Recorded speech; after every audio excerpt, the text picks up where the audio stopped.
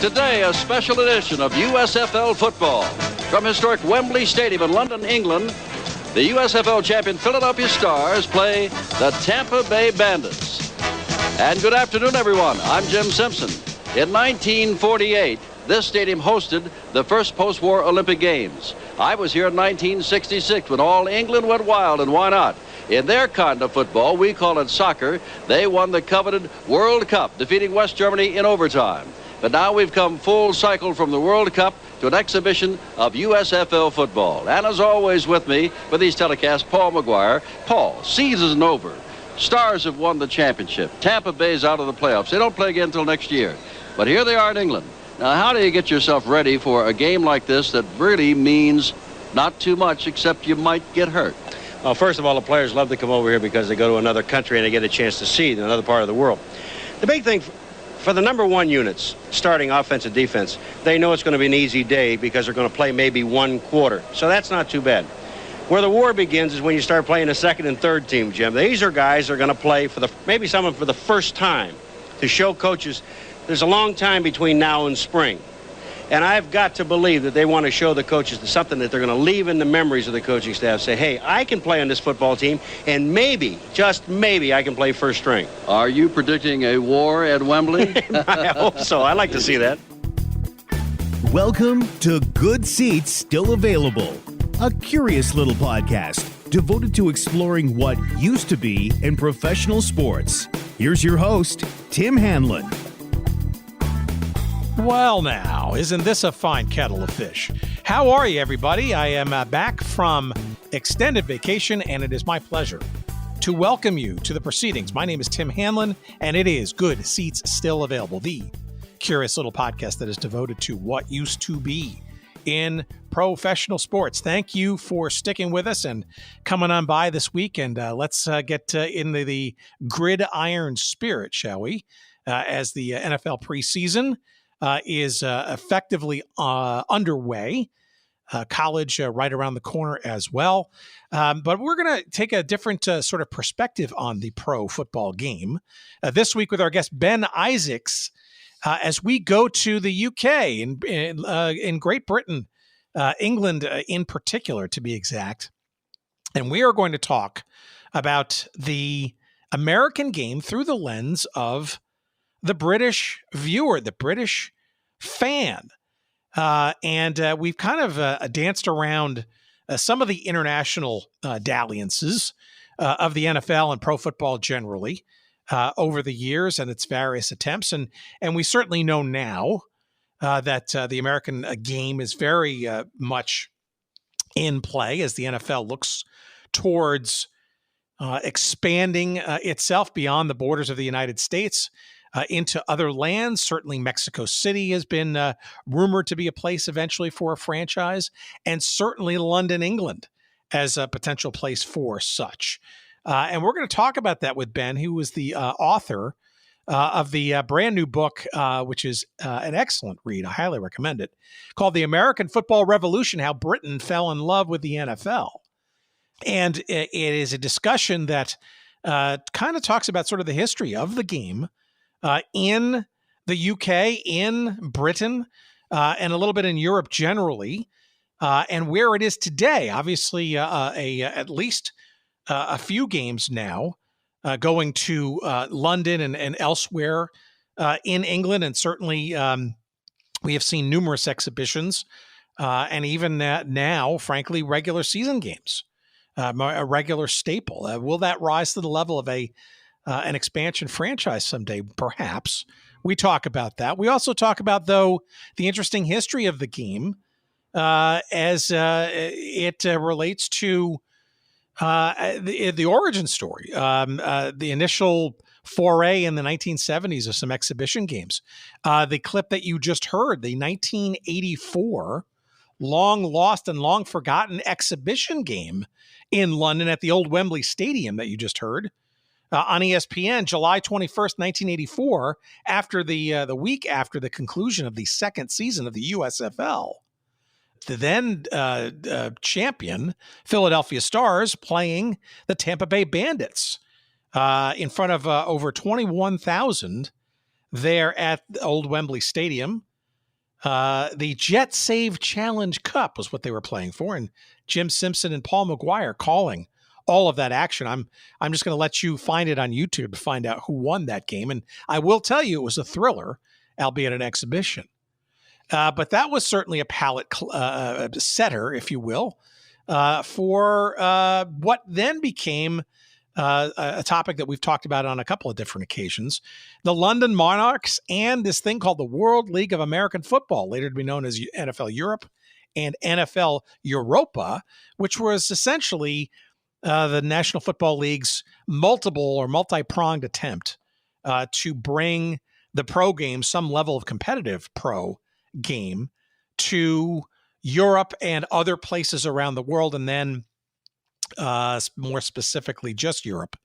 And that was a 1990s and early 2000s endeavor. And what has replaced it since has been exhibitions and now regularly scheduled regular season games. And who knows what comes after that. We get into all of those things in our fun conversation with Ben Issacs in just a few moments' time. Stick around for it. You will enjoy it. And let's celebrate not only our return from vacation, but this particular topic. The World League of American Football and NFL Europe, NFL Europa does make a few appearances in our upcoming chat. And two great places, two great sponsors to commemorate that in this episode are yours for the taking. And please visit early and often, why don't you, to our pals at 417helmets.com. It's collectible helmets and more. Promo code GOODSEATS for 10% off all of your purchases. And yes, mini helmets, not only custom helmets and all kinds of other leagues and stuff, but yes, the London Monarchs, the Scottish Claymores, which we'll be talking about, represented in beautiful and high-quality mini helmet form. Judd Lesher, the proprietor of 417helmets.com, has a wide array of stuff for you to choose from. And you can check them out and all those items at 417helmets.com. Again, promo code GOODSEATS. And when you're done there, head over to our friends at royalretros.com. That's our pal Dustin Alameda out in the Portland, Oregon area. Royal Retros, of course, as you know, is the king of throwbacks. And we've got a promo code for you there. And that's SEATS, S-E-A-T-S. 10% off all of your purchases there. And what will you find there? But you'll find shirts and handcrafted and customizable authentic jerseys from NFL Europa and the World League of American Football, including said Scottish Claymores and London Monarchs.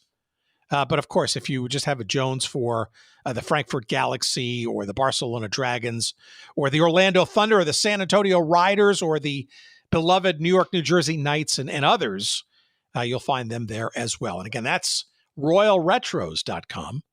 Promo code SEATS, 10% off all of your purchases at the King of Throwbacks there. Thank you, Dustin, and thank you, Judd, for your sponsorship of the show. Thanks for checking them out. Thanks for giving us a couple of referral shekels of love when you make a purchase or two there. And thank you, of course, for listening continuously to now our upcoming episode conversation with Ben Issacs. Let's talk about American football, UK and Britain style.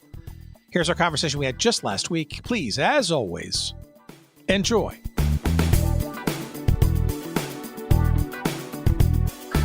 When I got my first job, which was in 2000, my first as in proper job post-university, I used to spend quite a lot of time at lunchtimes eating my food and reading a USFL message board. And it was just people talking about their memories of the USFL. And I really wanted to read that because it felt so exotic, because we'd had access to the NFL and you had bits of the USFL in magazines over here, British American football magazines, but it wasn't really on TV here. And it was just the idea of this kind of parallel universe that was happening alongside the NFL that we didn't get to see. So by 2000, there seemed like there were kind of communities of USFL fans talking about their memories and pictures. And I just found it absolutely fascinating. I think it's the idea of the parallel universe for me, because we couldn't see it. We couldn't find out much about it. Pre-internet, how could you have researched the USFL, in the UK? It would have been impossible. Well, how did you even kind of really know about it? And then maybe what kind of, made you kind of look for it, so to speak, online? Well, there would be little bits in our magazines, but just not enough that even if you'd said to me in the late 90s, let's say before I got the internet at home, what were the teams in the USFL? I couldn't have told you.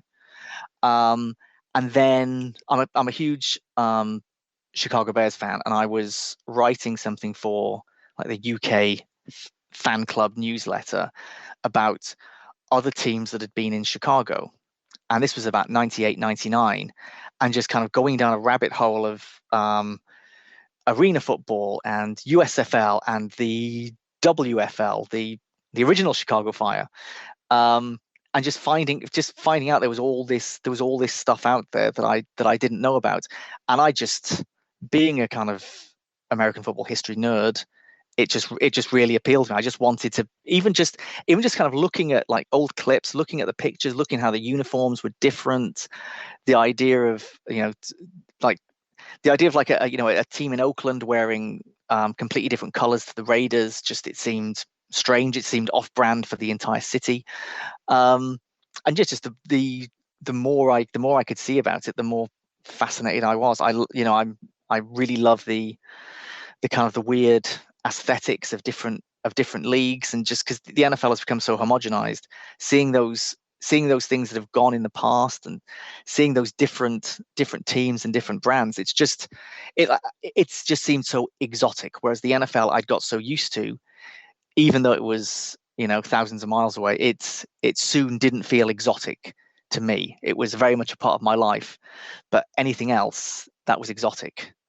Well, let's back up for a second. So how does like American football sort of hit your radar, as a fan, I'm guessing, right? And becoming a nerd, if you will, or reading American football magazines, right? It seems like you kind of grew up with sort of this exoticism kind of underlining your interest in this sport. I mean, and maybe you can juxtapose that with how one in the UK and Europe generally perhaps becomes interested in the sport in the first place, given, I'm guessing, a relatively small window of ability or television, or only just the NFL, that kind of stuff.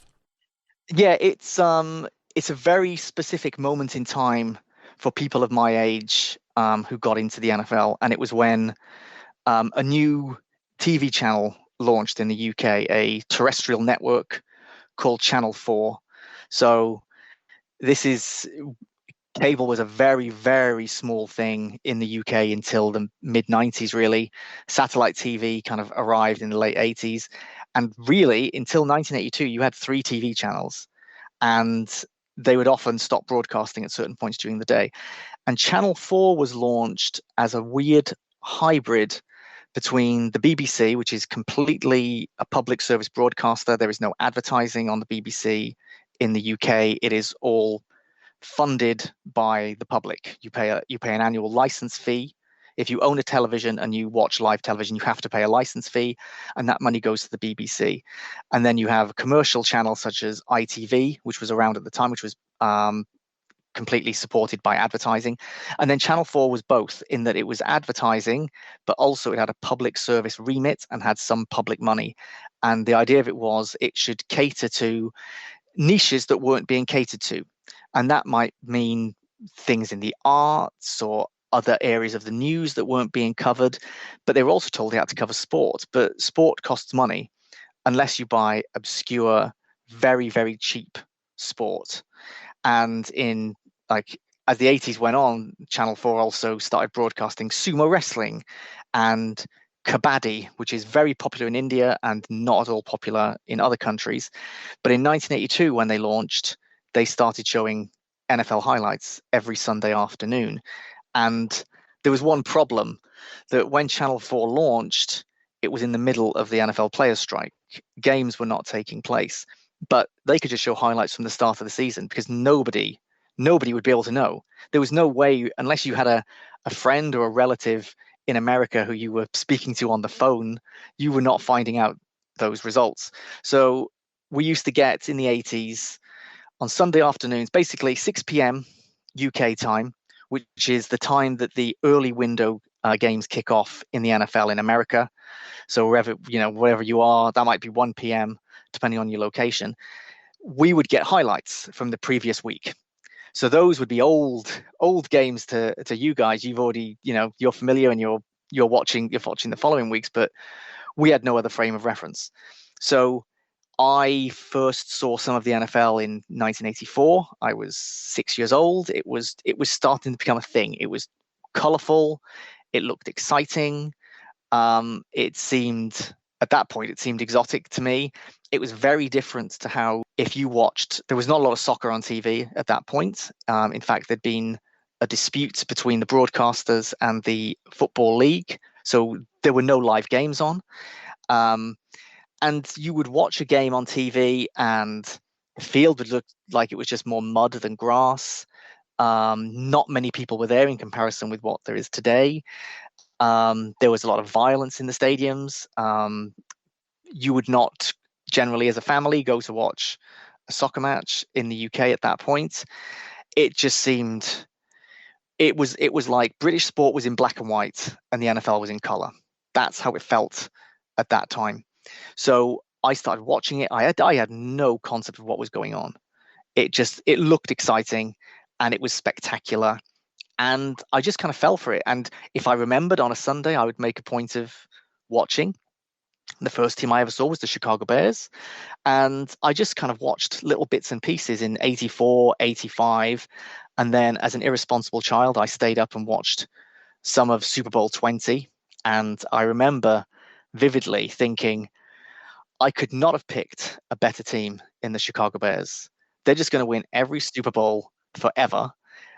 This is the greatest team ever created, and there will never be a downside to any of this. And obviously, decades later, I'm still waiting for another Super Bowl victory.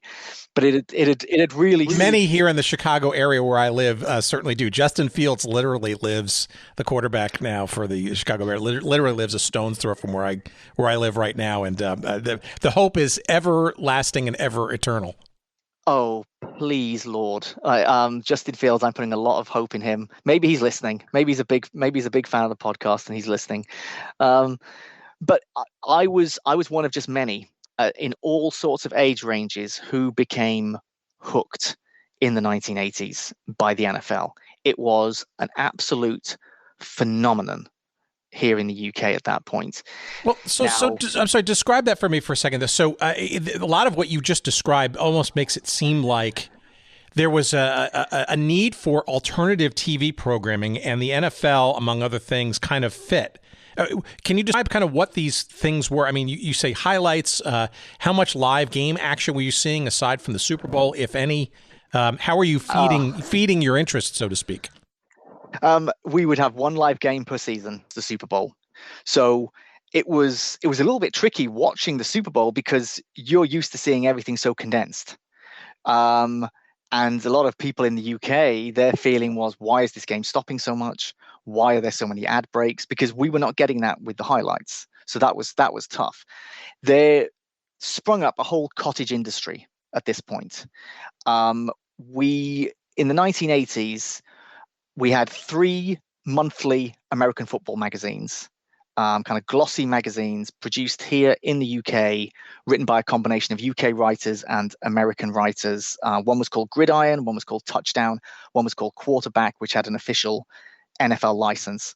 I would buy those every month. I was obsessed. By January 1987, we had a weekly newspaper called First Down, which ran for decades as a weekly. It had all the kind of game reports and all the news. So many publishers were bringing out books that would be kind of a beginner's guide to American football or profiles of the star players. The kind of supporting media kind of filled in the gaps because all we had was 60 to 90 minutes of highlights once a week at that point, and a Super Bowl at the end of it. So you needed to buy your books, buy your magazines so that you had something to, read and absorb when the season wasn't happening. How about videotapes? Was there any kind of like underground channels for for that kind of stuff? And in the highlights, I'm really curious. Were they packaged by the NFL, or were they revoiced, if you will, by British announcers? Like, so NFL Films, obviously legendary arm of that. Were you getting those, or were you getting some kind of American television package, or was it stuff that was better suited for the British audience? So what would happen is that Channel 4 would basically get to pick what they wanted as their main highlights game of that week. They would get access to the entire US broadcast, and they would then keep the US announcers, but would have usually have a UK presenter. Frank Gifford, out of the blue, Frank Gifford was the host for one season in 1986, and he must have done that from the US, and it was just then sent over to the UK for broadcast. But usually you had a UK host who would try to demystify things a little bit, but basically it was just cut up bits of the original US TV broadcast. We didn't change the announcers. It wasn't the NFL Films highlights. It was just bits of what you would have watched on NBC or CBS or ABC that week.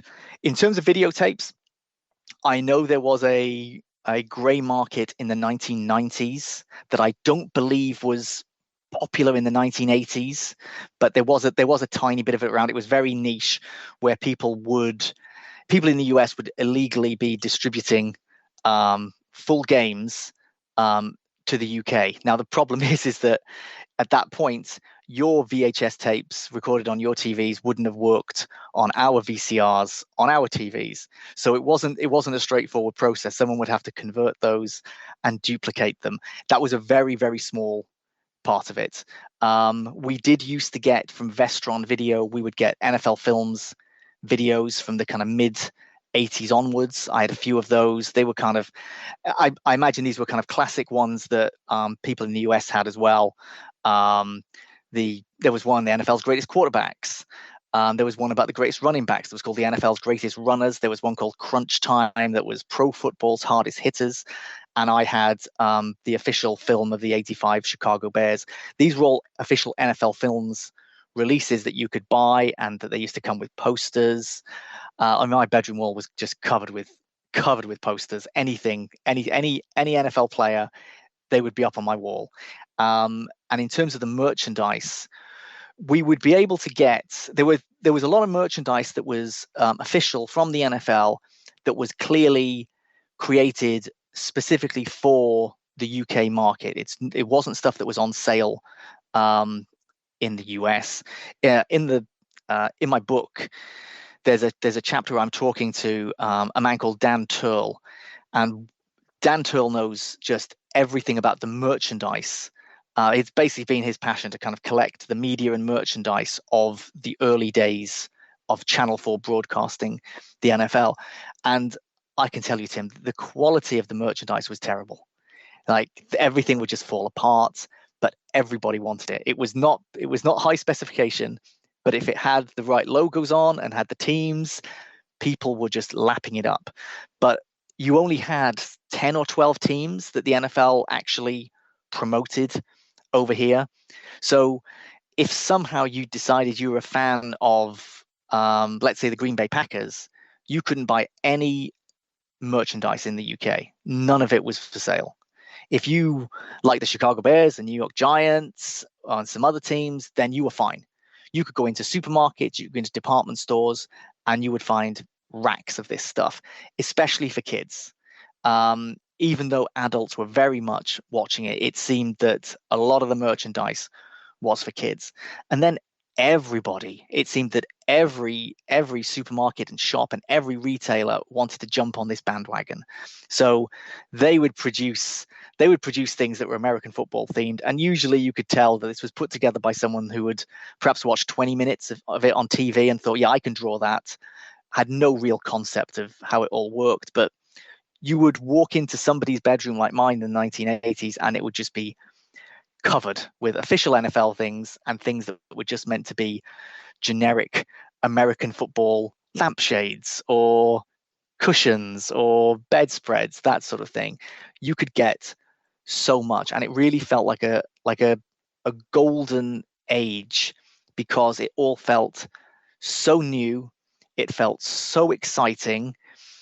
And what we didn't know is that in a few years the bubble was going to burst and the NFL would be in a pretty bad place. But at that point, it just felt that the sky was the limit.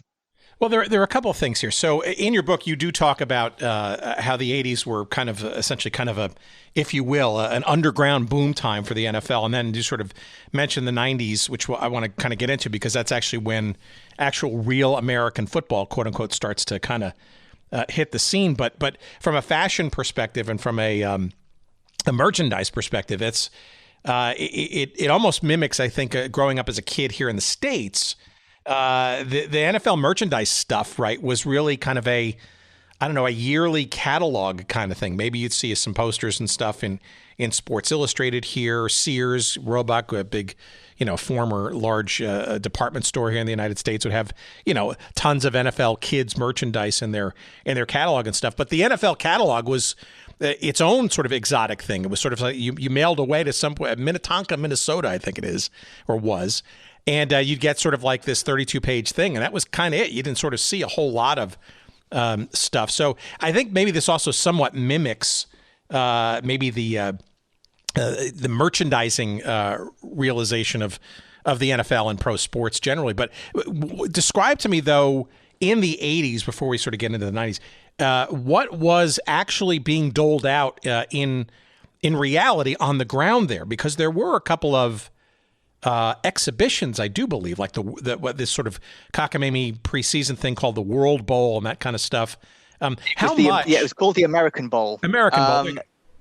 Yeah, we had, so the very first NFL game played here was, I think, 1983. It was the Cardinals against the Vikings, and it was called the Global Cup. And it was a massive flop. It wasn't organized by the NFL. It wasn't promoted by the NFL. It was a private businessman here in the UK. With the game sponsored by a short-lived Missouri-based airline. And I think they sold about 30,000 tickets in a stadium that held about 100,000 people. So that was not good. But you can see why someone at that point would think, oh, this is big. The 1982, 1983 have happened. The NFL is becoming bigger. Let's put a game on. The NFL waited until preseason 86.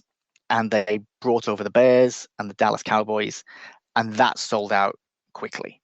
That was a big deal.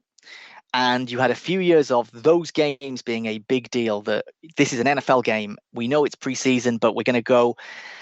And eventually, after a few years, people started to say, why am I watching Dan Marino take 3 snaps and seeing a load of backups? I don't want to see this. This is boring. And that's, I'm sure, how lots of people feel about preseason. If for people who watch NFL preseason now, I do hope they're watching it because they want to see, oh, what's going on with the third string tight end?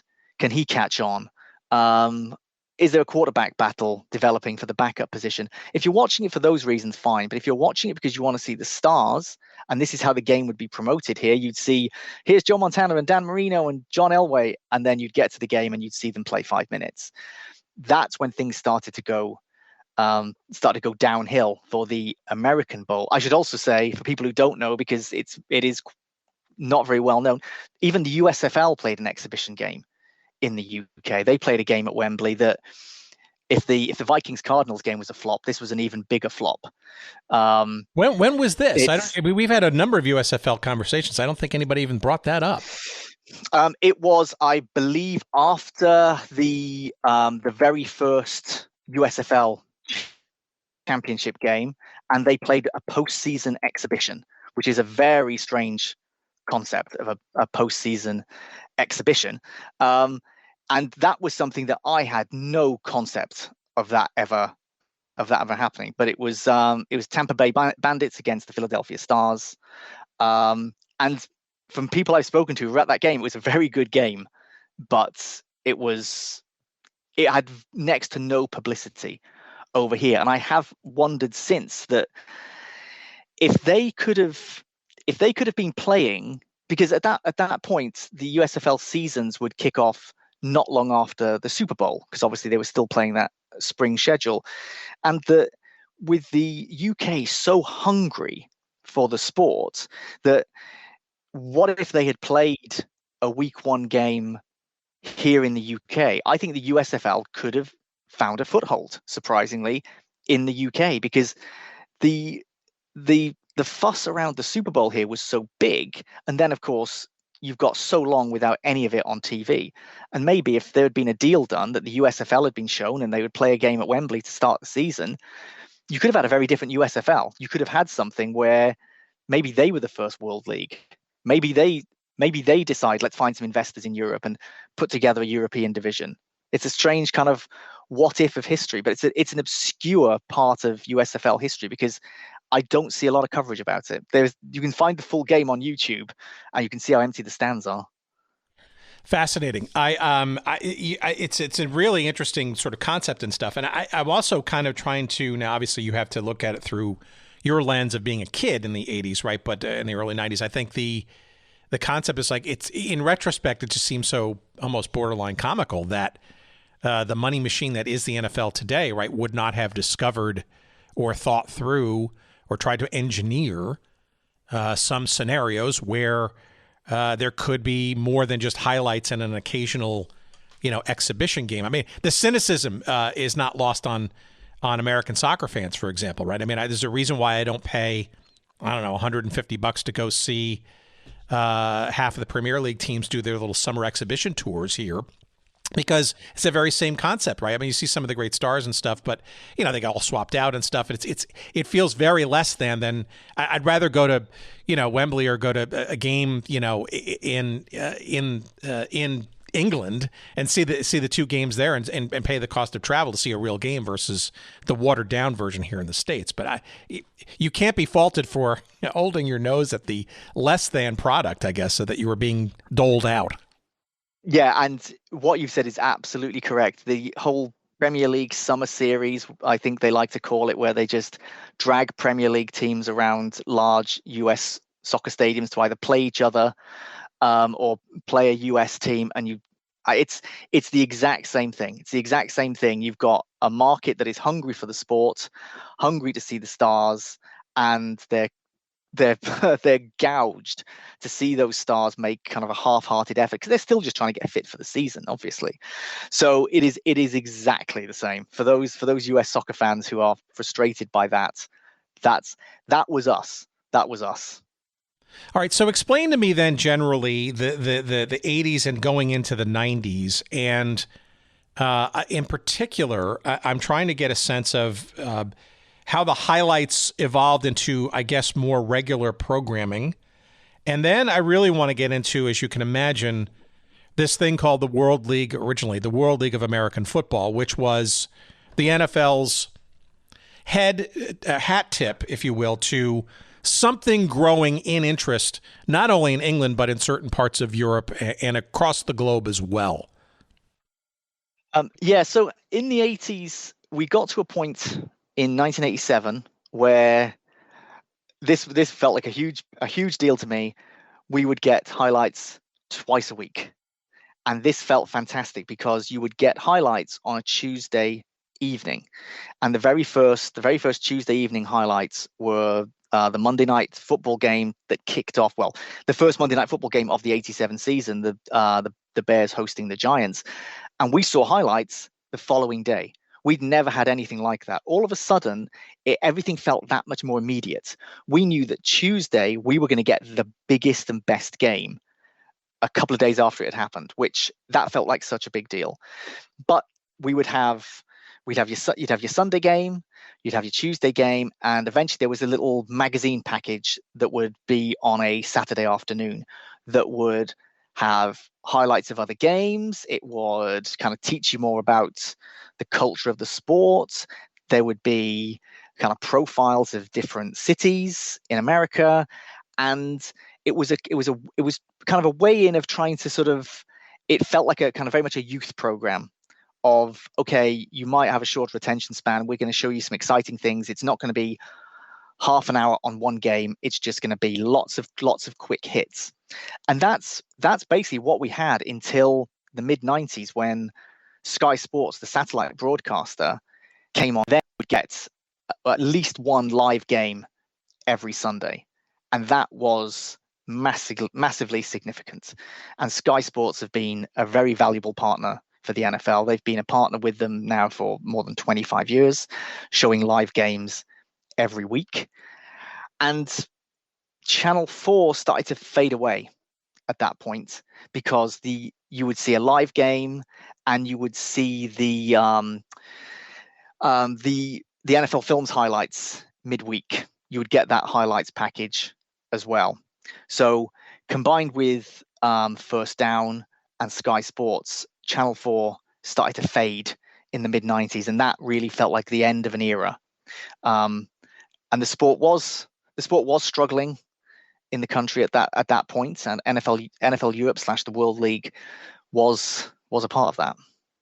All right, so describe that, and also maybe describe the sports scene in the UK in particular, because this is sort of, I'm trying to remember exactly when the quote-unquote Premier League was sort of reconstituted, but I just want to get a general sense of what the sports scene was as well, and where this World League of American Football and the London Monarchs in particular, we can get to the Scottish Claymores later, but sort of fit into that landscape, because there's an exoticism still around this game of pro football, but I gotta think a lot of people were mixed emotions about this, because here it was, real games in a real league sanctioned by the big one, the NFL, right? But a recognition that perhaps this wasn't quote unquote the real thing, because it wasn't the actual NFL. You're absolutely right to bring up the Premier League, and we're just going to have to pronounce it differently and accept that. So you can't look at the developments of the NFL in the UK during the 1990s without looking at it through the prism of soccer. And the first big moment was the 1990 World Cup, which England and Scotland both qualified. England got to the semi-finals, and many football fans just fell in love with the sport again, where they had really been turned off by it. But it was an exciting team. They were unlucky not to make the World Cup final. And all of a sudden, interest started to grow in the sport again. And behind the scenes in the business of soccer, people had started to put two and two together and felt that if the product was marketed better, if it was packaged better, it would be massively popular again. And that culminated in the launch of the Premier League in 1992, which was basically just a rebranding of the top division of English soccer, because it still had the same relegation and promotion. The systems have always been in place, but it meant that the teams in the top division at any one time would have a greater say and a greater share in how money was distributed and the decisions that were made.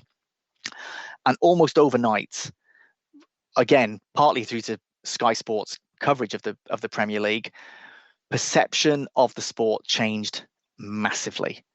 And whereas American football was the thing for lots of kids of a certain age and plenty of adults, but I think mostly the kids who were not growing up going to watch soccer, all of a sudden there was more of it on TV, and it was glitzy and exciting in comparison with how it had been. So one interesting quirk at this point was that because all of this was on Sky Sports, which is a pay TV channel, you've got to pay a subscription. You can't watch live Premier League football for free legally in the UK, and that's how it has been since day one. You can only watch highlights for free.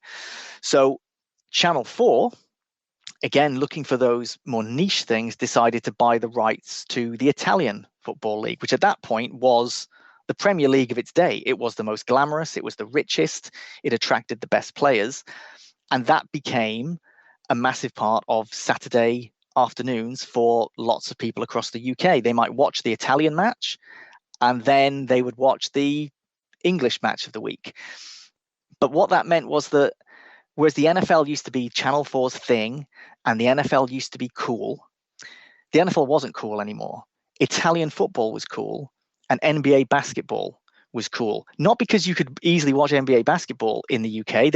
It was on Sky Sports, but at inconvenient times, but because the Barcelona Olympics and the Dream Team had put the coolness of basketball out there. People in the UK kind of fell for the concept of basketball, the music, the fashions, without really being that interested in the sport. And it just made the NFL just look, to British eyes, just a bit old-fashioned. It was slow. It just felt like it couldn't match the excitement of basketball and soccer. And you had this strange moment where the NFL had gone from being very cool to the absolute opposite. And within that moment in time, the people, I was going to say the NFL, it's not strictly just the NFL, but the World League of American Football was launched. And even though I think the first European office for the NFL, foreign office in Europe, was in London, London was the final European city to be selected. Barcelona and Frankfurt were selected well before they decided on there being a team in London. And there was excitement among hardcore NFL fans. This was in the pages of First Down every week, there would be, what's the latest news on the London Monarchs? A helmet is revealed and the jerseys are revealed and some players start being allocated and who's going to be the coaches. It was a kind of drip feed of information. And it culminated in a phenomenally successful first season for the London Monarchs, both on and off the field. Wembley Stadium was generally packed. There was a weekly highlights program on Saturday mornings. But it turned out that those stadiums were full because most of the tickets were just given away. So the stadiums were full. It looked fantastic on TV. London won the first World Bowl. And for the hardcore fans, it felt like this could be the start of something. But obviously we know it wasn't. And the league only lasted 2 seasons. And in the second season, with the London Monarchs doing poorly, people were not even taking up the free tickets. People did not want to pay because they felt that this was something, you know how it is, just in supply and demand. If you're constantly giving something away for free, when it's a good product, quote unquote, from that first season, why are people going to pay for a bad product the second season? So crowds dwindled. The London Monarchs had a terrible season, and the plug was pulled on the league. And a lot of people in the UK who were American football fans thought, well, that's that. The sport's done in this country. We should move on. They kept playing American Bowl games, but those were getting less and less popular every time. And it was clear that it was all dying, to be honest, Tim. It just felt like the league was dying. It had become an irrelevance by, say, 1993. I got to ask, were you in the stands for any of those games in those first 2 years? No, if I had been living in London at the time like I do now, I'm sure I would have. And I really wished that I could have gone. I wished at the time, and now talking to people who were there, I really wish I could have had that experience, because it sounded absolutely wild. It sounded like it was a party in the stands for every game. And it felt like you were on the ground floor of something, which felt really special. For those people who were there for like the inaugural season, they were hoping this is going to be something that's going to last for decades. And that certainly there were people thinking, well, if this goes really well, can the London Monarchs enter the NFL? And the idea of, being there at the beginning is quite intoxicating. Sadly, I didn't get to see any of them. Yeah, you were only 30 years ahead of your time with that idea. But, I think we're now at the precipice where that actually may be a possibility, because the NFL can only really grow by going internationally. And I guess the real question is, and I'm not sure the World League and then the subsequent NFL Europa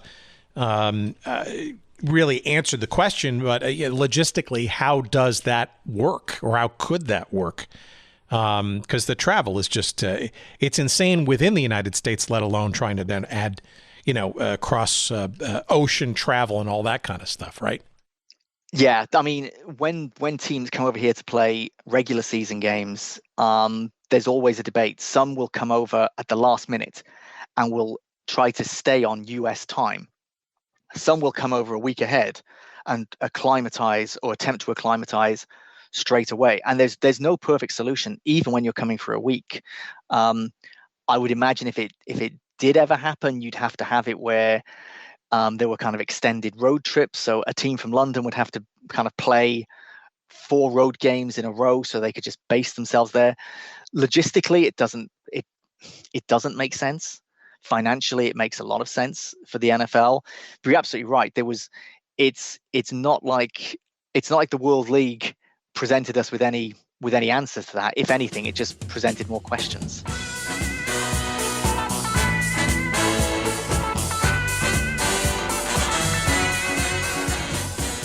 All right, what's this? 417 helmets. My goodness. Well, you've heard me talk about 417helmets.com, collectible helmets and more on this very show fairly often. Our pal Judd Lesher down in southwest Missouri, I think in the Springfield, Missouri area, if I'm not mistaken. What is it? 417helmets.com. Well, first, if you dig all of our great football stories and episodes of the past, and you'd like to commemorate some of them in mini helmet form, really cool, sort of literal, high quality, professionally, made materials, but in a mini format that you could put on your desk or put on your in your bookshelf or whatever it is, and just about every league that's ever existed, save from the NFL.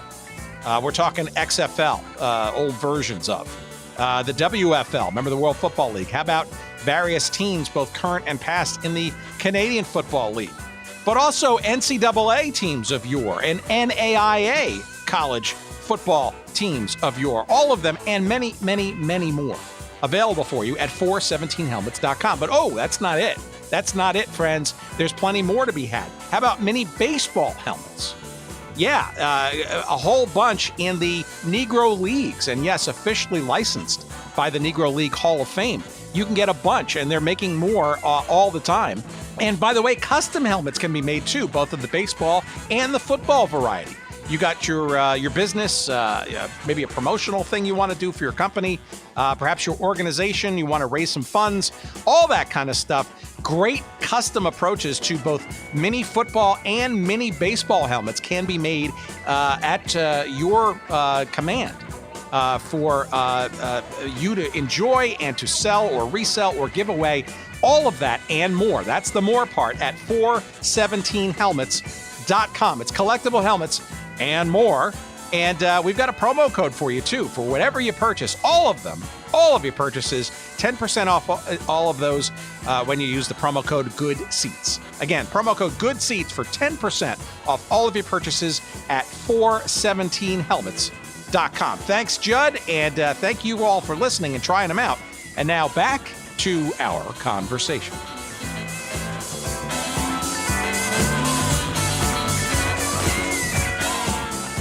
The reconstitution then of the attempt, right? The NFL Europe was now the new name, and then it ultimately became sort of NFL Europa through, I guess, was what, 2006, 2007 or so. From a British and maybe possibly more broadly European, but I'll stick to Great Britain in your perspective. How does the end of that sort of first attempt and then the reincarnation of it as a, I guess, mostly fully developmental league outside of the United States with all that crazy travel, how does the reinvention of this league, and in particular the Monarchs and then by extension the Scottish Claymores, how do you as a fan and how do the rest of the American football fans in the country sort of take to this sort of second attempt as the 90s were sort of progressing? Because the Premier League was certainly getting its branding up to speed and was certainly kind of becoming more of a juggernaut that we know it now today to be. Yeah, I think in general we felt this was the last throw of the dice for there being regular competitive football on these shores. And the problem was it felt so gimmicky when it came back. you had the London Monarchs playing in certain soccer stadiums that were not configured correctly for American football.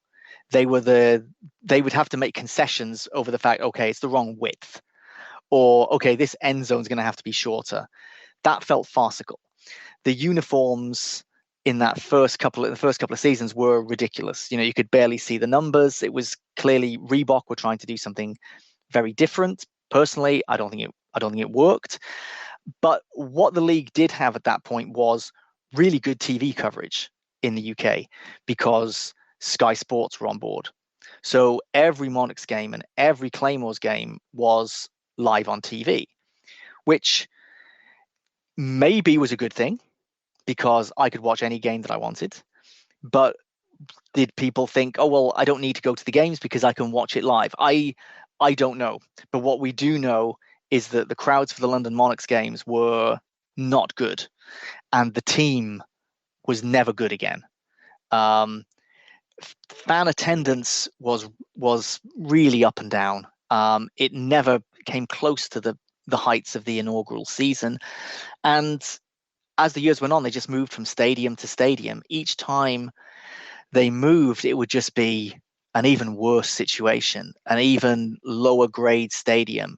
And, of course, they ended up just not being the London Monarchs. They became the England Monarchs, and they played games around England. And at that point, they were circling the drain.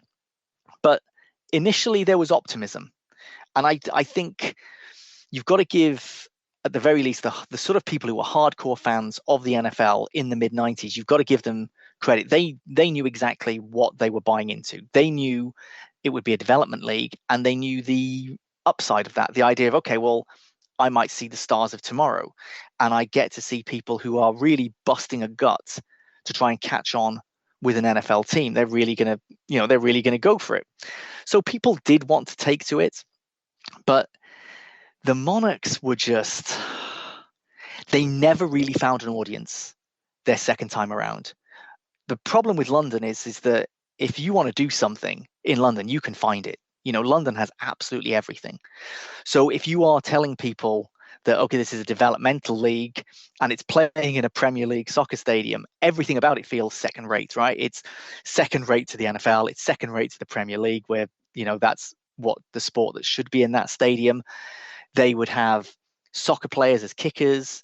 They brought William Perry out to play for the London Monarchs. Everything just felt like it's a gimmick. I don't know how it's going to work. I hope it works. But maybe the success story is actually the Scottish Claymores, because whereas the Monarchs were never able to get anywhere near their previous highs, the history of that franchise were a dizzying high and then just terrible lows pretty much forever.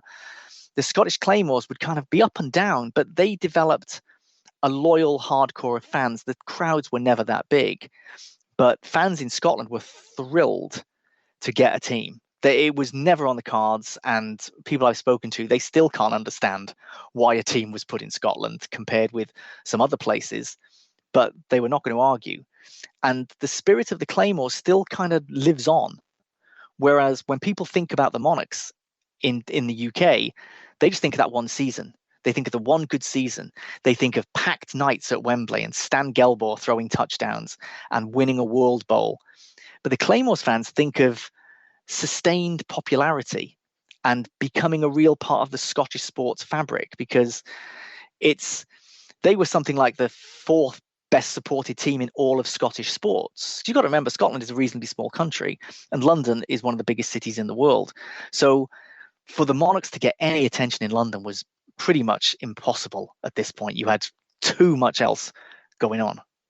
Well, you have Scottish pride too, right? I mean, the fact that it's domiciled there, and it's a way to express its regional strength, if you will, versus the grander and or disliked UK combination, right? I mean, it gets into centuries of history in the region, right? But it really does. It's a badge of honor, right? And it's that's really interesting. So, would you characterize that as are there fan clubs still sort of circulating around that sort of memory set from the Scottish Claymores' existence? There absolutely is, and people really look back on that era with such fondness. That doesn't happen with the Monarchs. That they considered to be, they were a disaster, they were a joke, whereas the Claymores really brought fans together. And I think you're right. In the part of that is the idea of they were the Scottish Claymores. They were representing the entire country. Scotland is a very divided country when it comes to sports, and I don't know how much your listeners will know of this, but the two biggest Scottish teams in sports are the two soccer teams, Glasgow Rangers and Glasgow Celtic, and they suck the oxygen out of the room. The whole Scottish Football League system is enthralled to these two clubs. No club outside of that duopoly has been champions of Scotland for decades. So imagine how tedious that can get, and they get so much attention.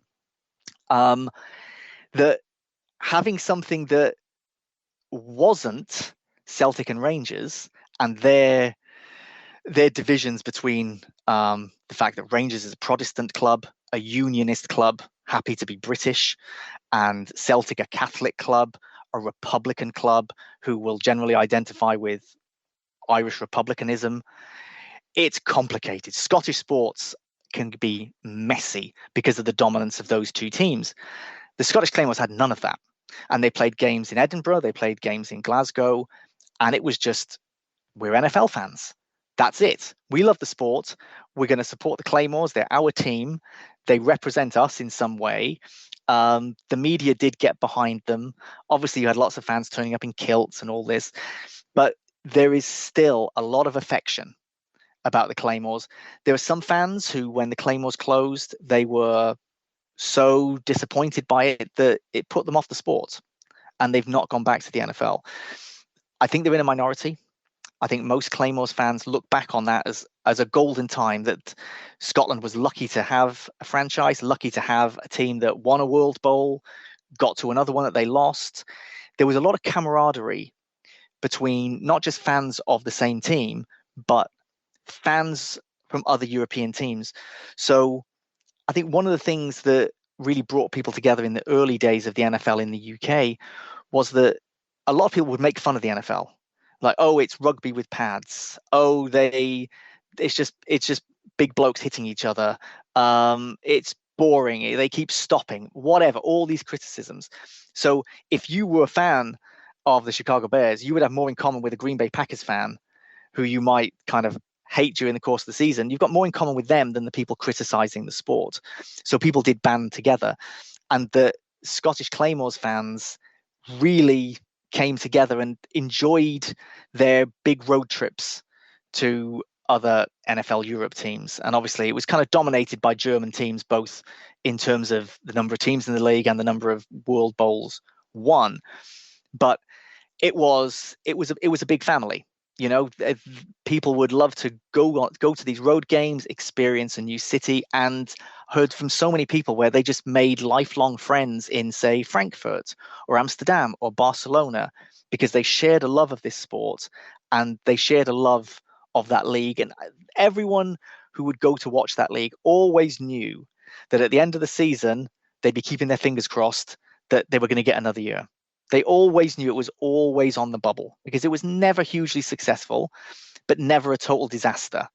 But for a lot of times, it was hard to tell what the NFL wanted out of the league. Was it purely a development league? Was it to promote interest in the NFL? Was it to sell merchandise? Was it all three? I don't think the NFL could ever fully settle on one of those things. And that was to the detriment of the league.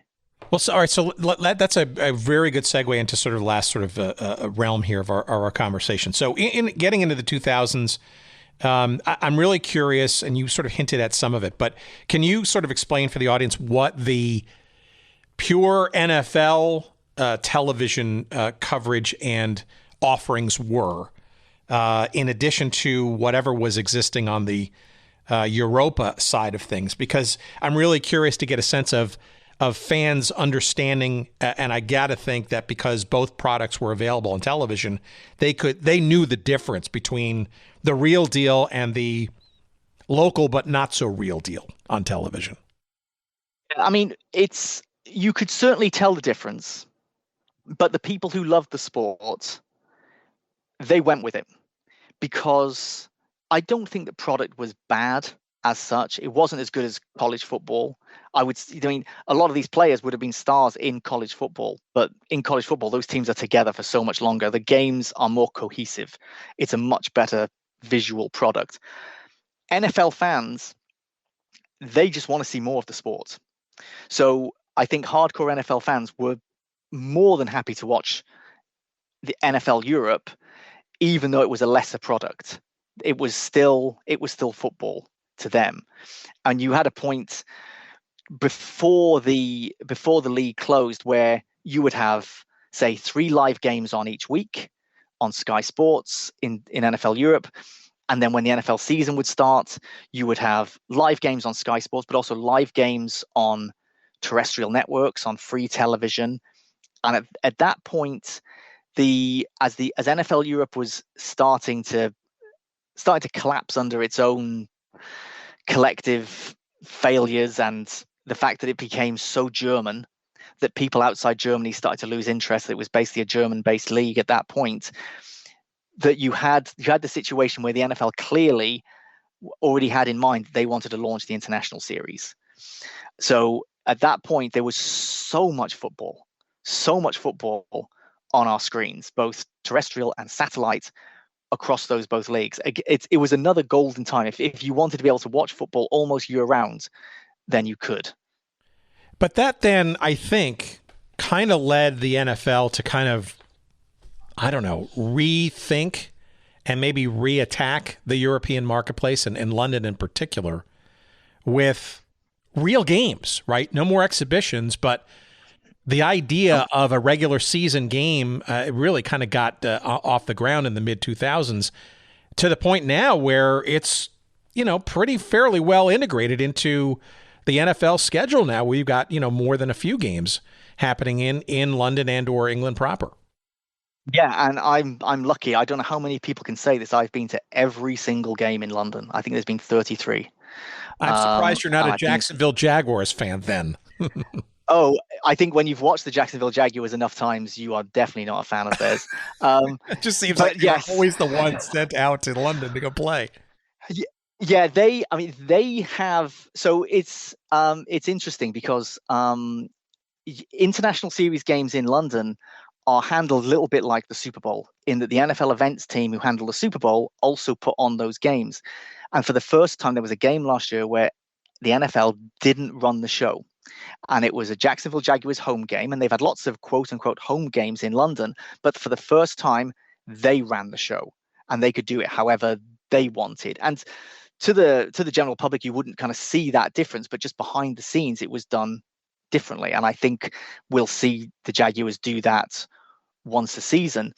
But it's the fact that the NFL at that point was thinking that they needed to put games in Europe, and obviously it took a long time for it to be anywhere other than London, and we've still only ever had one actually take place outside London, and that was the game in Germany last year.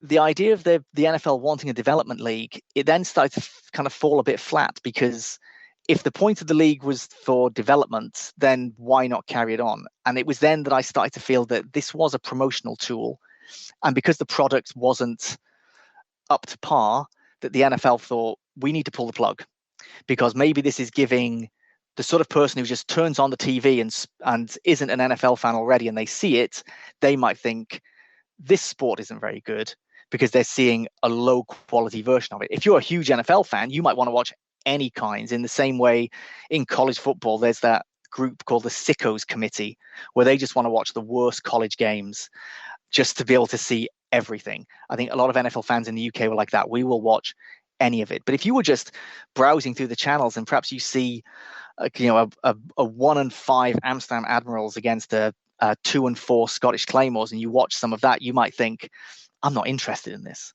Whereas if you see a proper NFL game, maybe you will.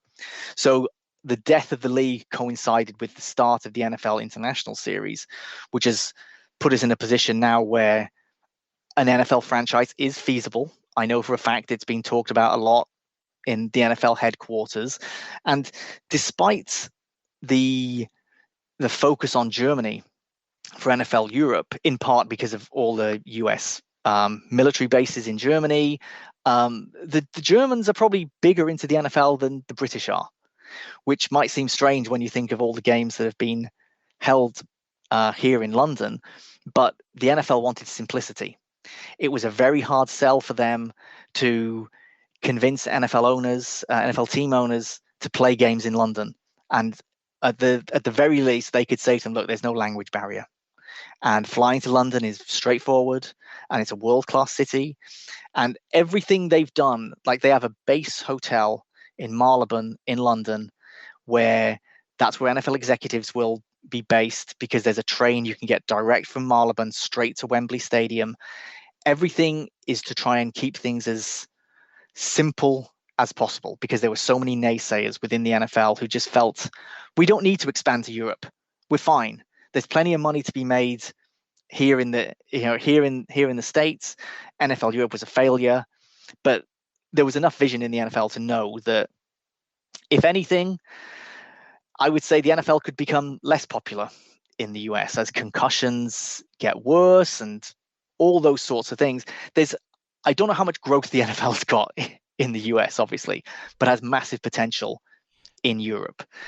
And I'm not sure NFL Europe showed them that, but the fact that NFL Europa closed and then the international series started, for me, feels that there is a through point there, that one did lead to the other. And this one's going to be around a lot longer than that league. Well, I'm going to age us both, right? I mean, the NFL Europe and NFL Europa, all that lineage, right? That's almost 20 years ago now, right? So it seems like it was kind of almost like yesterday, or at least the beginnings of it was almost 30 years ago, right? And this NFL International Series, right, which got going in earnest around that time, starting in London, only recently has expanded into Mexico and even more recently now into Germany, right? So if there are 2 or 3 teams to be thought of as legit expansion teams, if you will, in the proper league, I mean, you got to think that London, somewhere in Mexico, probably Mexico City, and perhaps somewhere in Germany are probably the leading candidates for that. But I guess there are sort of 2 questions I've got there, or things for you to opine upon. Number one, I guess, is, and maybe you kind of hinted at it, does any of this success and specialness of these games and regular season and count and meaningful at that, which is kind of cool, warrant literally an expansion team, an actual franchise, or is it enough, frankly, just to be international hosts for regular season games in the league as it's currently construed? Where do you sort of sit on that? Do you think a franchise is needed, or is this kind of enough and you just sort of make it an expanded, I guess, special event kind of thing with traveling teams coming to visit and play a real game? I think my dream would be for, instead of there being an expansion team or a relocated team playing its home games in London, I would rather just be able to have eight games in London every season. And I'd love it if it was eight games with 16 different teams. And the idea would be that over the course of 2 seasons, you would see all 32 teams in London. I think that would prove more popular than bringing a team. I don't think, it was clearly felt by the NFL back in the late 80s, early 90s, that the exhibition games were not cutting it and that the market needed something else. The market needed regular season games, and we have those regular season games. Does the market need its own team? I would say no. And the reason I would say that is because those games sell out within minutes. You've only got to go on Twitter the mornings that those games go on sale to see people complaining about how they have clicked to go and buy the tickets the second they go on sale, and it says you are number 500,000 in the queue, and they don't get close to a ticket. Those people are hardcore NFL fans for the most part, and they've got their teams. So I would end up, if there was a team in London, I'd probably end up in that press box covering that London team every single home game. But I'm a Chicago Bears fan, and I would want that London team to do well. But if it was the London whoever's against the Chicago Bears, I'm probably rooting for the Chicago Bears. And I would say that's the case for 85% of the fans who are going to those games. They would not attach themselves as much to a London team as they currently do to their own team. Those people are big fans. But maybe for another generation, maybe the kids who are going with their parents, maybe they would. But I don't think the market needs it. I don't think it's that the NFL will start to lose its popularity unless there's a London team. If anything, it could be the opposite. Because if you create a London team and it does poorly, then you've got a problem. Because then you've got a market feeling that they are being given a poor quality product, and it can be hard to get people to buy into a new team. And maybe it's different if you're, when the NFL expanded into Carolina and into Jacksonville, those places would have had teams beamed into their homes in those markets. If you're in Jacksonville, you were getting Buccaneers games. I kind of get it more there, but in London, we've got all our different teams. When you go to a game in London, you will see. I was going to say you'll see all 32 teams. You'll see more than that, because you'll see the Oilers jerseys, you'll see Monarchs jerseys, you'll see Claymore jerseys, you'll see all the NFL Europe jerseys, because the Germans really travel to come to these games.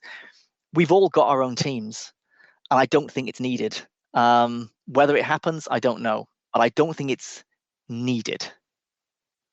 And the other question there, though, is, and I'd love to hear your perspective, sort of as a rounding out of our this conversation, which has been great, by the way. I think over the last, especially 10 years, and with the discovery or the arrival of private equity into pro sports ownership, we're now seeing kind of the globalization, not only of sports, but of ownership, almost like a collection of teams kind of thing, right? So Man City, at least on the soccer front, owning, say, NYCFC here in Major League Soccer, and the team in Melbourne, and, kind of sort of being this, if you will, city conglomerate. But also, that's also expanded into multi-sports, right? Which, 10, 15, even 20 years ago, it was heresy, right? And restricted, right? Where the NFL in particular was very, very defensive about having ownership in any other sport and vice versa. But now you've got, people like the Stan Kroenkes of the world, right? Or the Glazers, or the Sheikh Khans of the world, right? Who own teams in not only the NFL, but also in, say, the Premier League and that kind of stuff.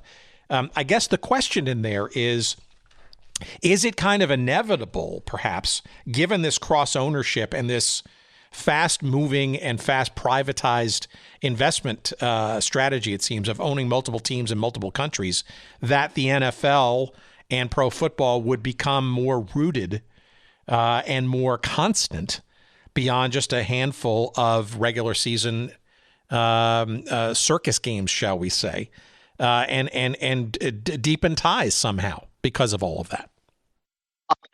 I can certainly see that, being an NFL owner is a very exclusive and lucrative and prestigious club. And I can imagine there would be lots of people who would be more than happy to put up the money for a London franchise and make potentially a whole lot of money from it. The whole kind of cross ownership thing really is just starting to get very messy, from my point of view. And this is just an aside, but this is something that I've been thinking about a lot. So at the moment, as we speak right now, Tom Brady is at a Birmingham City soccer match where he was unveiled recently as a new investor in Birmingham City Football Club. Now, no money was revealed about this, and it does make me feel that it's a little bit like the deal that Ryan Reynolds has with Alpine Formula One team, where he was given equity in the team for free in return for his constant promotion and everything that he can do to raise the profile of that team. And to me, the Tom Brady thing feels a little bit like that. I feel that you've got you've got people like TJ Watt and AJ Watt, sorry, TJ Watt and Tom Brady buying in, quote unquote, buying in to English soccer because there's potential money to be made there. And you've got 49ers Enterprises who own Leeds United. It seems that is one of the ones that I find the strangest to me. 49ers Enterprises is the San Francisco 49ers. I mean, it's their kind of investment offshoot, but they own a soccer club here as well. So it's not just these owners like Shad Khan who are, you know, wanting as different pies in different places to get pieces of. I just wonder if the US owners, because it's a lot of US money coming into English soccer for obvious reasons, that whether they want to just keep that separate, whether it's not in their interests to have an NFL franchise competing with what they're doing. So my feeling is that they don't want that, but wherever there's money to be made, some people are going to go for it. And well, I'm sure that if there's going to be an NFL franchise in London, it's going to have to happen in the next 10 years.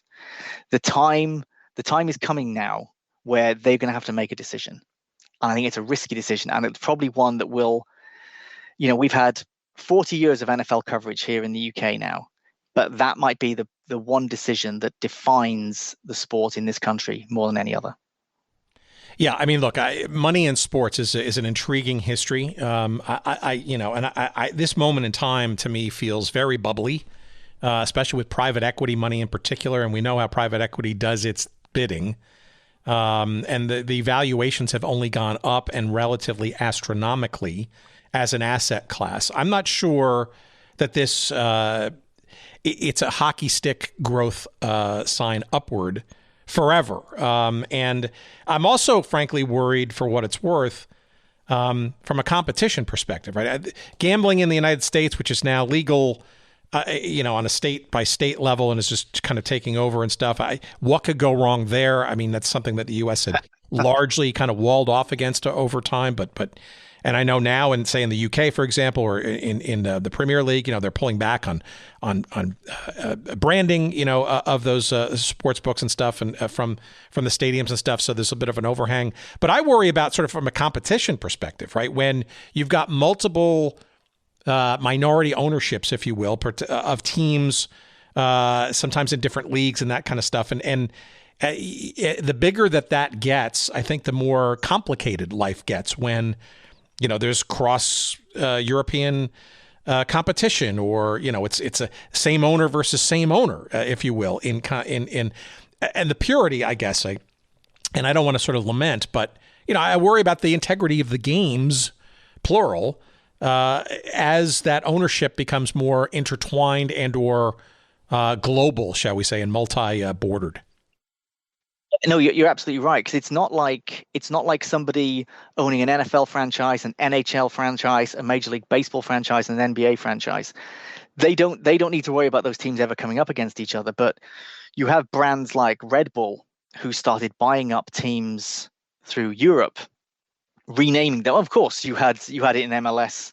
You've had it in MLS as well, with the New York Red Bulls. So there have been matches taking place in European competition where, say, a team from Germany, sponsored by Red Bull, not sponsored by, owned by Red Bull, is playing a team in Austria owned by Red Bull, and that's where it's very messy, and I don't like it, and I'm not sure if anything can be done about it. I feel like that toothpaste is not going back into the tube, and I think it's probably something that's only going to get worse. And it's one of the things I like about the NFL is that, for all my issues with various owners, at the very least, they're not owning multiple teams in the NFL yet. And it'll be interesting to sort of see, right? I mean, look how the NFL has changed its position on gambling in such a short period of time. Some of that's reflective of sports broadly in the United States, but the NFL is probably the most vigilant, and there's some cracks in that armor.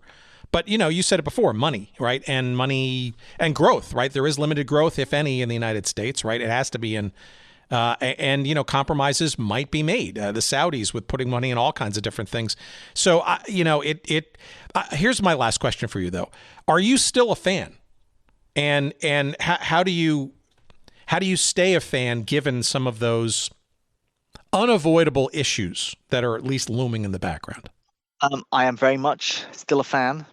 There have been lots of things that have tested my fandom. Partly, whenever you have any kind of professional connection with a sport, you can start to like lose your love of the game. But for me, my greatest kind of crisis as a fan was when Dave Duerson, who was on the '85 Chicago Bears team, when he took his own life.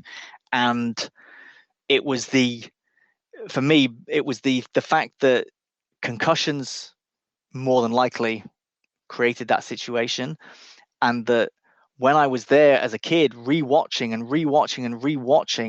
Bears games that I would tape on VHS, or my copy of the Bears '85 season that I literally wore out the videotape, that am I part of the problem? And it's that sort of guilt more than the money side in the NFL, because I feel that the NFL is cleaner in that regard than soccer is. And soccer is something where that's something I find it harder and harder to be a fan. I think the closer you are and the more you see of it all, in Europe at least, the less attractive it becomes. I kind of wish I could watch the games and not know anything that was going on and have blissful ignorance, but it doesn't work like that.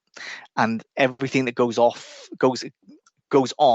off the field in soccer in this country and through other parts of Europe, whether it's PSG being bankrolled by shady money or whatever, the way that money is ruining soccer.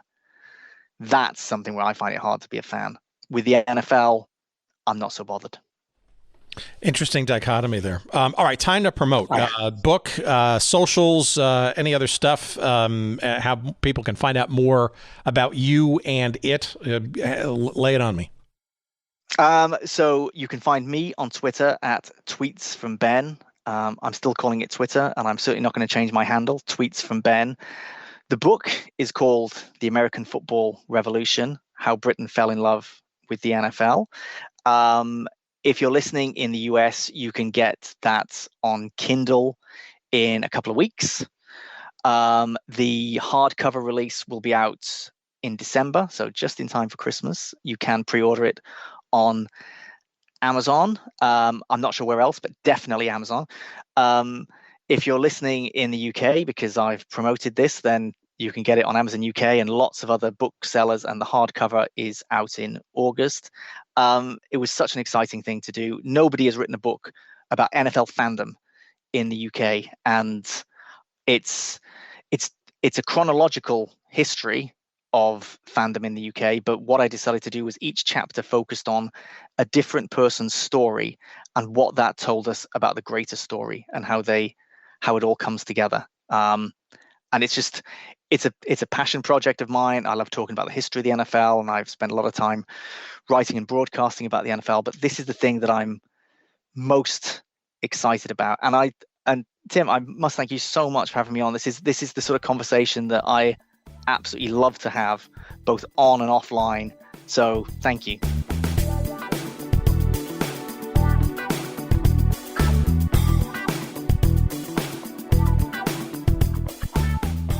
All righty then. The book, must get, fun read.